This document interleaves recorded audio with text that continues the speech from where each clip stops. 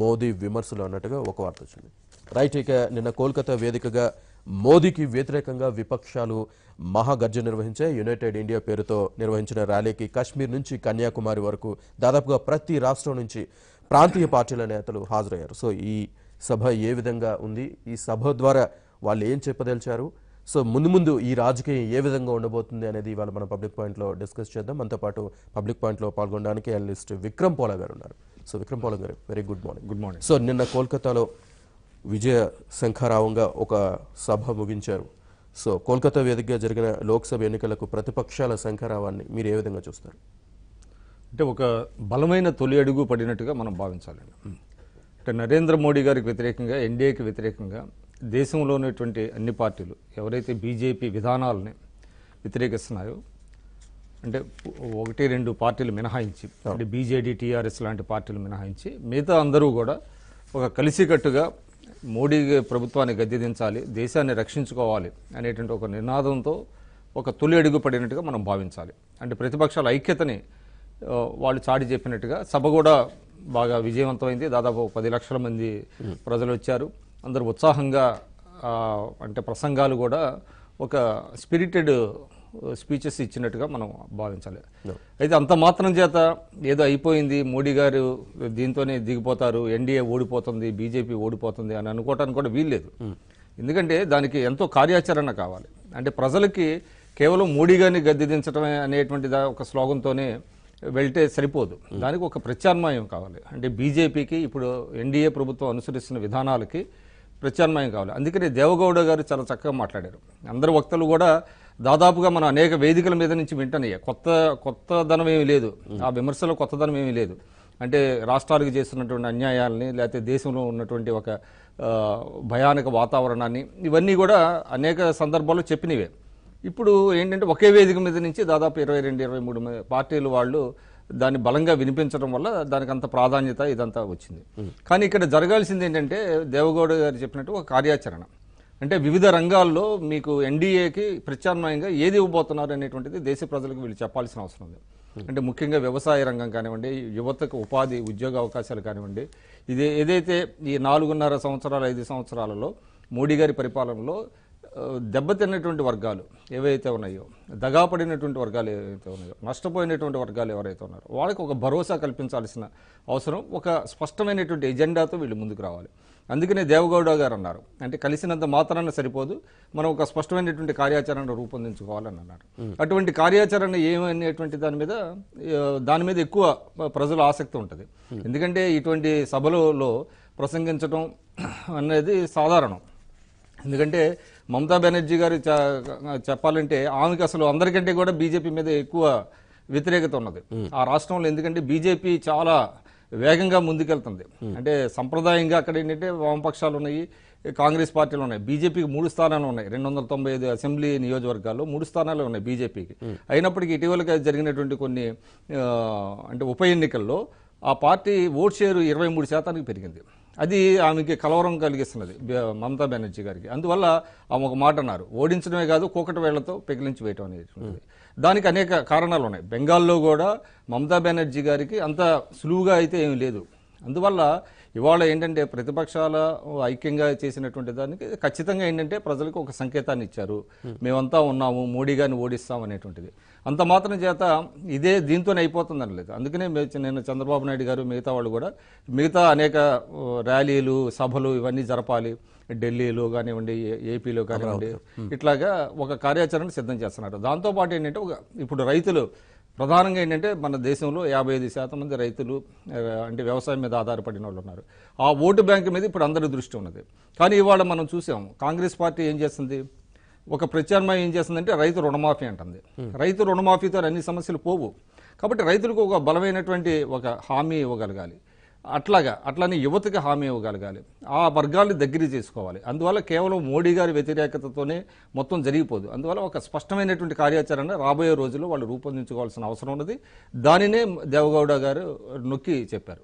Right, నిన్న ఈ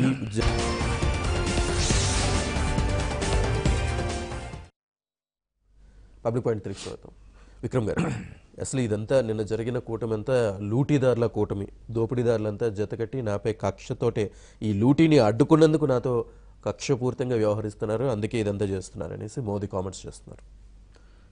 అంటే ప్రతి చర్యకి ప్రతి చర్య ఉంటుంది అన్నట్టుగా మరి వీళ్ళు అంతమంది కలిసి ఆయన విమర్శించినప్పుడు ఆయన కాముగా ఎందుకుంటారు. కాబట్టి ఆయన తనదైన శైలిలో ప్రసంగించారు. అంటే ముఖ్యంగా వివిధ రాష్ట్రాల్లో నిన్న మనం చూసినట్లయితే ముఖ్యమంత్రులు ఉన్నారు, మాజీ ముఖ్యమంత్రులు ఉన్నారు. సో గతంలో వాళ్ళ మీద అనేక కొన్ని అభియోగాలు కూడా వచ్చినటువంటి మాట వాస్తవం. ఇవన్నీ దాన్ని దృష్టిలో పెట్టుకొని ఆయన మాట్లాడుతున్నారు. ఎందుకంటే ఆయన కాపలాదారే దొంగ అనే మాట ఒకటి కాంగ్రెస్ పార్టీ గత కొన్ని నెలలుగా ఎప్పుడైతే రఫేల్ కుంభకోణం బయటకు వచ్చిందో అప్పటి నుంచి కూడా కాపలాదారే దొంగ అనేటువంటి మాటని ప్రజల్లోకి బలంగా తీసుకెళ్తుంది. దానిని తిప్పికొట్టడానికి ఆయన మోడీ గారు ఆయన తనదైన శైలిలో ఆయన ఇంకా బలంగా వీళ్ళందరికంటే కూడా బలంగా చెప్పగలిగినటువంటి శక్తి ఆయనకు ఉన్నది. సో ఆ విధంగా చెప్తారు. కాబట్టి దానిని ఆ రకంగానే రాజకీయ ప్రతి విమర్శగానే మనం చూడాల్సిన అవసరం ఉంది. రైట్, మనతో మాట్లాడడానికి కాలర్స్ కూడా ఉన్నారు. కాసిం గారు నెల్లూరు నుంచి. కాసిం గారు దయచేసి మీ టీవీ వాల్యూమ్ మ్యూట్ లో పెట్టి మీ ప్రశ్న అడగండి. మాట్లాడండి.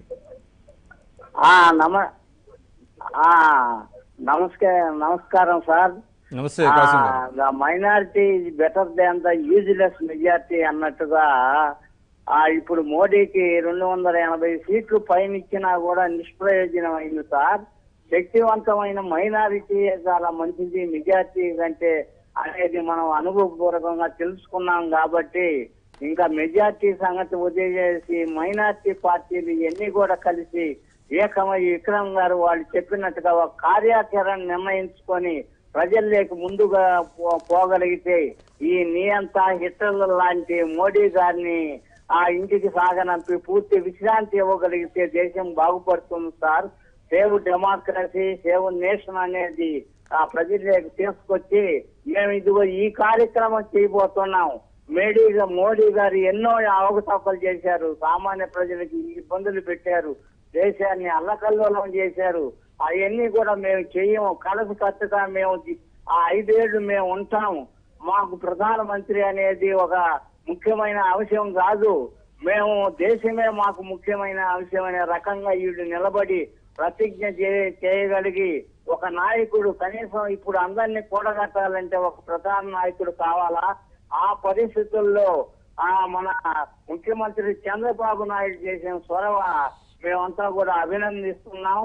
అలాగే మమతా బెనర్జీ ఈ రోజు ఆ సభ అద్భుతమైన రీతిలో జరిగింది. ప్రజలందరూ కూడా దాన్ని టీవీలో అప్పగించి కళ్ళు అప్పగించి చూశారు. చాలా సంతోషం. ఇంతమంది రావటం కాదు, వాళ్ళు కూడా కార్యదీక్షతో మనస్ఫూర్తిగా దేశం కోసం పనిచేయాలి, కానీ వాళ్ళ కోసం వాళ్ళు పని చేసుకుంటే కుదరదు. మోడీ సామాన్యుడు కాదు, అమిత్ షా ఇద్దరు వాళ్ళు పై ఎత్తులు వేయటంలో మనగాళ్ళు రకరకాల జిత్తులు వేయగలరు. దేశాన్ని ఈ విధంగా ఇతర పార్టీలను కూడా వాళ్ళని భయభ్రాంతం చేసి బీభత్సం చేసి మతాల చిచ్చు పెట్టి ఎన్నో పనులు చేసే అవకాశం ఉంది. కాబట్టి ఈ ప్రతిపక్ష నాయకులు ఇప్పటికైనా తమ ఆ భేదాభిప్రాయాలు మానుకొని అందరూ ఏకమై ఈ యొక్క కమిటీ జాతీయ ఫ్రంట్ కింద ఏర్పాటు అయ్యి ఈ మోడీని అంత ముందిస్తేనే దేశం బాగుపడుతుంది. పేదలు అందరూ అల్లాడి వచ్చారు. ఏ పని చేసినా మోడీ గారు ఆయన చేసిన పని అంతా కూడా ప్రజలకు చెడే గాని మేలు జరిగింది, ఒక్క పని చేయలేదండి. ఈ పరిస్థితుల్లో మనం ఇటువంటి మోడీని ఇంకా ఎన్ని రోజులు భరిస్తాము?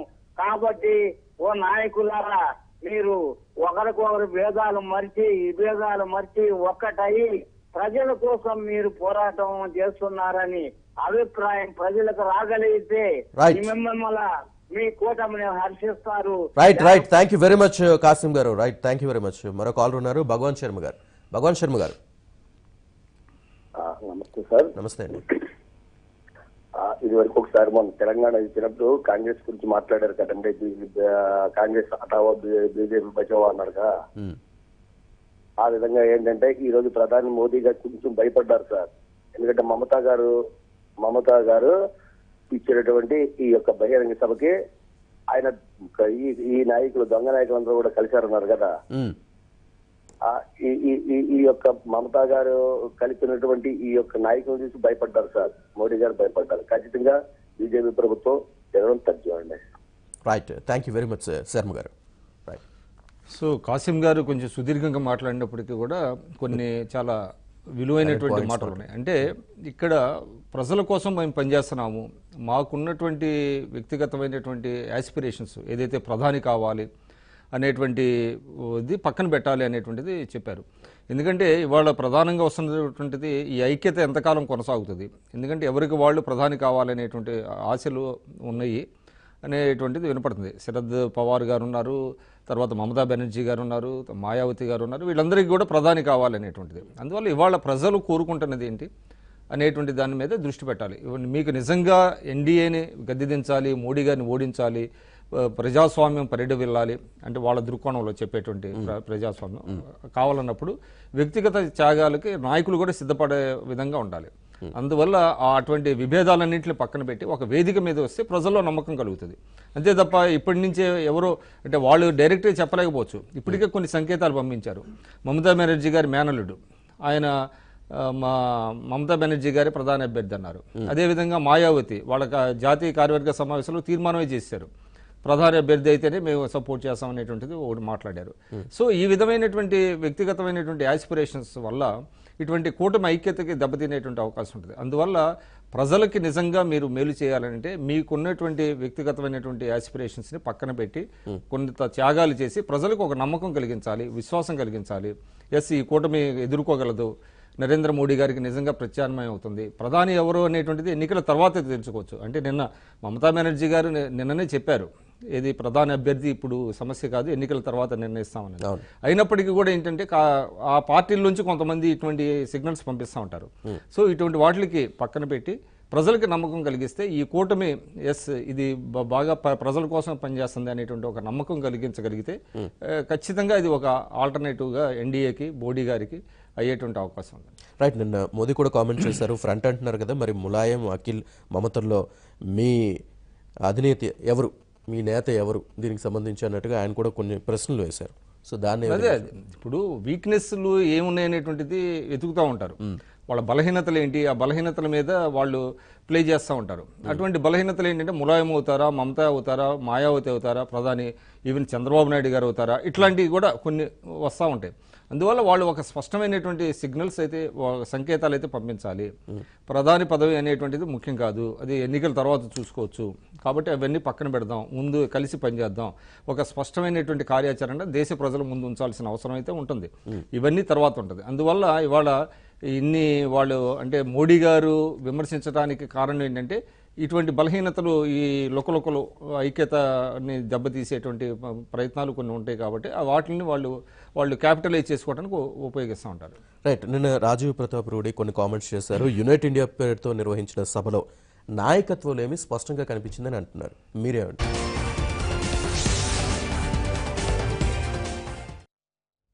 పబ్లిక్ పాయింట్ తిరిగి స్వాగతం. మనతో మాట్లాడే మరో కాలర్ ఉన్నారు, శ్రీనివాసరావు గారు. శ్రీనివాసరావు గారు నమస్తే అండి. మాట్లాడండి సార్. సార్ విక్రమ్ బాలం గారు నమస్కారం అండి. నమస్కారం సార్. ప్రజాస్వామ్యం నాశనం అవుతున్న ఈ దశలో ప్రతిపక్షాలన్నీ ఏకమవడం చాలా అవసరం సార్. మొత్తం వ్యవస్థలన్నింటినీ నాశనం చేస్తున్న ఈ మోడీ పోవాల్సిన అవసరం చాలా ఉంది. దీనికి ప్రతిపక్షాలన్నీ కూడా ఏకంగా ఒక ప్రజలకు ఒక సందేశం ఇచ్చి తప్పకుండా ఈ వ్యవస్థలను నాశనం చేసే ప్రధాని పోవాలని, మంచి ప్రధానమంత్రి మేము ఇస్తాము అని నమ్మకం పలకాలనేసి మీ ద్వారా తెలియజేస్తున్నాం సార్. హలో. అంతే సార్. రైట్ శ్రీనివాసరావు గారు. మరో కాలర్ ఉన్నారు, టీటీడీపీ నేత ప్రసాద్ గారు, దుర్గాప్రసాద్ గారు. హలో, దుర్గాప్రసాద్ గారు. హలో. హలో, గుడ్ మార్నింగ్ అండి. వెరీ గుడ్ మార్నింగ్ అండి, మాట్లాడండి. హలో. దుర్గాప్రసాద్ గారు వినిపిస్తుంది, మాట్లాడండి.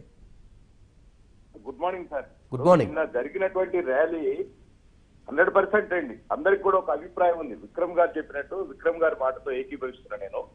ఖచ్చితంగా కామన్ మినిమం ప్రోగ్రామ్ ఒకటి దేశవ్యాప్తంగా ఈ దేశ ప్రజల కోసం ముఖ్యంగా రైతాంగం కోసం, యువత కోసం, ఉపాధి హామీ కోసం ఈ మూడు కూడా ప్రయారిటీ లిస్ట్ లో పెట్టుకొని ఒక ముసాయిదా తయారవుతుంది సార్. ఆల్రెడీ ఇందులో ఉన్నటువంటి ఇవాళ 23 మంది సభ్యులు 28 పార్టీలకు సంబంధించిన వాళ్ళు ఇవాళ అటెండ్ అయ్యారు అక్కడ. కాబట్టి దేశవ్యాప్తంగా కూడా ఒక రకమైనటువంటి వాతావరణం వచ్చేసింది. యాంటీ బీజేపీ రూలింగ్ అంటే ఇక్కడ మోడీ, అమిత్ షా వ్యక్తిగతంగా ఏం లేదు వల్ల వాళ్ళు చేసినటువంటి అమలు చేసినటువంటి ఏదైతే కార్యక్రమాలు ఉన్నాయో ఇవాళ దేశవ్యాప్తంగా కూడా అంటే ప్రజల్ని ఏ రకంగా ఇబ్బంది పెట్టారు అంటే ప్రజలు కూడా ఒక పెద్ద లార్జర్ ఇంట్రెస్ట్ లో వాళ్ళకి పెద్ద బహుమతి ఇచ్చారు. 287 సీట్లు ఫస్ట్ టైం ఇండియన్ చరిత్రలో ఇస్తే వాళ్ళు అట్లాంటిది అంటే ఒక రెండు ఉన్నటువంటి సీట్లకు 287 ఇచ్చారంటే వాళ్ళ మీద ఒక విశ్వాసంతో ఇచ్చారు. కానీ ఆ విశ్వాసాన్ని వాళ్ళు చూరగొనలేకపోయారు. ఇవాళ అనేక విషయాల్లో మేము కలిసి పనిచేసి కూడా జిఎస్టీకి కానీ లేకపోతే డిమానిటేషన్ కానీ మేము మద్దతు తెలిపినా కూడా దాని యొక్క పద్ధతులు ఇవాళ డిమానిటేషన్ విషయంలో ఏం చేశారు, నోట్ల ఏదైతే అయిందో దాని ట్రాన్సాక్షన్ ఏ విధంగా చేయాలో దానికి ఏం చర్యలు తీసుకోవాలని ముఖ్యమంత్రి చంద్రబాబు నాయుడు గారిని చైర్మన్ గా ఇచ్చినారు. వారు అనేక సూచనలు చేసినారు. ఆ సూచనలు ఒక్కదాన్ని కూడా అమలు చేయనటువంటి ఈ ప్రభుత్వం పేరుకే కమిటీలు వేయటం, కమిటీలు ఇచ్చిన రిపోర్ట్లు పక్కా వేయటం అంటే ఈ రకంగా దేశ ప్రజలు చాలా ఇబ్బంది పడ్డారు. గత స్వాతంత్రం వచ్చిన తర్వాత 72 సంవత్సరాల్లో ఈ ప్రభుత్వాలు, కాంగ్రెస్ ప్రభుత్వం అంతకుముందు పరిపాలించిన ప్రభుత్వాలు థర్డ్ ఫ్రంట్, యునైటెడ్ ఫ్రంట్ కన్నా కూడా గతంలో బీజేపీ కన్నా కూడా ఇప్పుడు మోడీ, అమిత్ షా నాయకత్వంలో ఈ దేశ ప్రజలు అనేక పడరాని పాటలు పడుతున్నారు. అంతేకాదు ఇవాళ వ్యవస్థలన్నిటినీ కూడా నిర్వీర్యం చేస్తున్నారు కదా, చూస్తూనే ఉన్నాం కదా. అంటే వీళ్ళకి రాజకీయ దురుద్దేశంగా ప్రజల్ని పరిపాలించేది ఒక భాగం అయితే దేశంలో ఉన్న 29 రాష్ట్రాల్లో మా జెండా ఎగరాలా, ఇప్పటికే 21 రాష్ట్రాల్లో ఉన్నాం, ఇంకా మిగతా మేజర్గా ఉన్న 8 రాష్ట్రాల్లో కూడా అంటే ఒక రాజకీయ కక్షతో పెట్టుకొని రాజ్యాధికారాన్ని చేసే వాళ్ళకి ఈ విధంగానే ఉంటుంది. ఖచ్చితంగా ప్రజలు గుణపాఠం చెప్తారు. నిన్న కల్కత్తా మీటింగ్ ఏదైతే జరిగిందో అది బీజేపీ మోడీ, అమిత్ షా ఇంటికి పోవటానికి మొదటి స్టెప్ గా భావిస్తా ఉన్నాం. ఖచ్చితంగా ఒక ముసాయిదా తయారవుతుంది. ఈ దేశ ఆర్థిక సంస్కరణలు ఏ విధంగా ఉండాలి, ఎందుకంటే గత అనుభవం తెలుగుదేశం పార్టీ నాయకత్వంలో, చంద్రబాబు గారి నాయకత్వంలో యునైటెడ్ ఫ్రంట్ 3 రకాలైనటువంటి ఫ్రంట్లు ఏర్పాటు చేసి ఆనాడు కూడా ఆర్థిక విధానాలు కానీ ఒక ఉమ్మడి ముసాయిదా తయారు చేయించినటువంటి ఘనత చంద్రబాబు నాయుడు గారిది. దీనికి కూడా శ్రీకారం చుడుతున్నారు.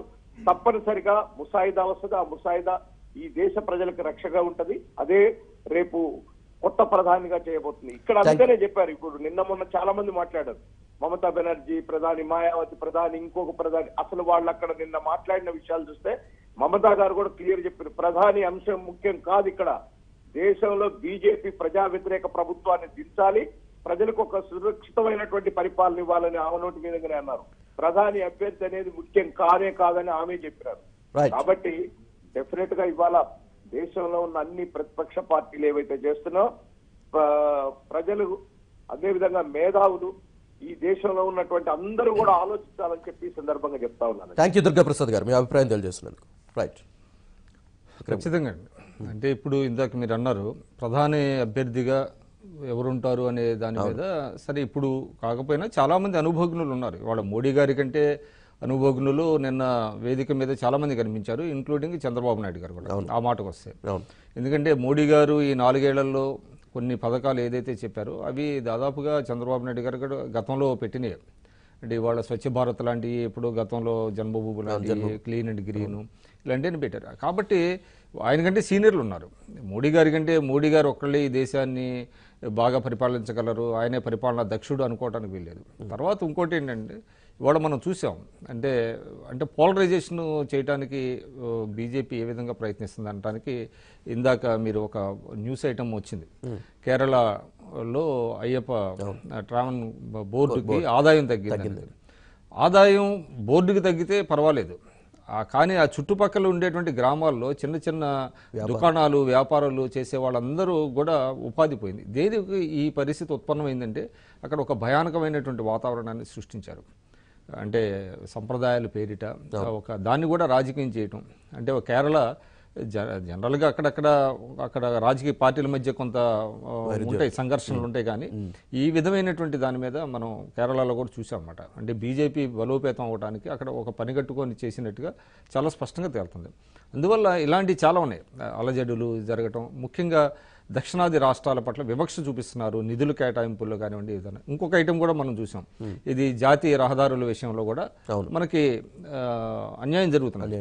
అంటే ఇక్కడ ఇవాళ కేవలం ఏంటంటే మోడీ గారిని ఎందుకు గద్దె దించాలి అని అంటే